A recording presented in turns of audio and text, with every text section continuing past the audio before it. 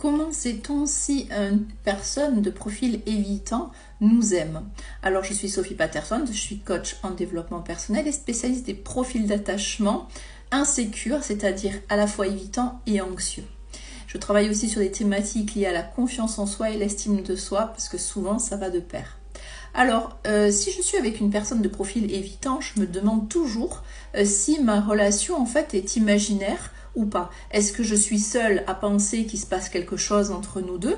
Parce que finalement, parfois, j'ai l'impression, quand je suis avec cette personne, que eh bien, ça se passe bien, que c'est naturel, que c'est fluide. Et quand on n'est plus ensemble, je me demande effectivement si c'est rêvé. Et parce que, évidemment, cette vidéo a été inspirée d'une personne que j'ai en accompagnement et qui me dit « Sophie, franchement, je comprends pas, je me demande si c'est moi qui suis folle, si j'invente tout ça, c'est dans ma tête. » Parce que, en fait, après, j'ai plus de nouvelles. Et puis, cette personne aussi refuse parfois de dire qu'on est en couple.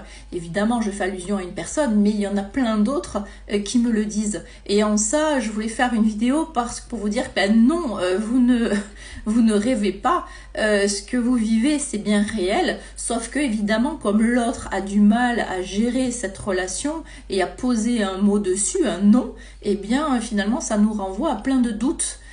Et notamment effectivement un manque après de confiance en soi ou d'estime.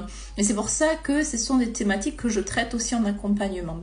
Et de ce fait, comment on sait? Alors c'est vrai que c'est aussi basé sur du vécu, c'est-à-dire quand on commence, bon parfois je le déconseille, mais parfois les personnes ne savent pas qu'ils ont affaire à une personne évitante, que ce soit un homme ou une femme d'ailleurs, eh bien on va lui dire qu'on l'aime.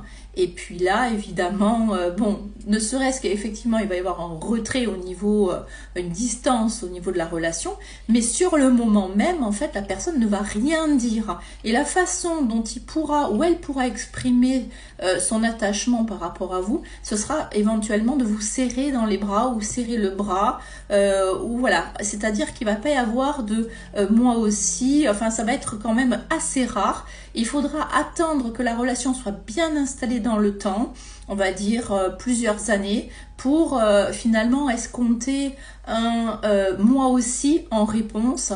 Et vraiment, en dernière étape, ce sera un je t'aime de façon, c'est-à-dire on lui dit qu'on l'aime et il va dire moi aussi je t'aime. Et puis après, dernière étape ultime, c'est que ça vienne de l'évitant lui-même et qu'il le dise. Alors je ne parle pas de la période de lune de miel au tout début, parce que effectivement ils peuvent laisser échapper ce genre de termes, mais finalement on va vite voir que eh bien, après cette période de distance, c'est quelque chose qu'on aura vraiment du mal à retrouver avant de longues années. Donc si ce que je dis fait écho, si vous avez vécu ce genre de choses, n'hésitez pas à me le dire en commentaire.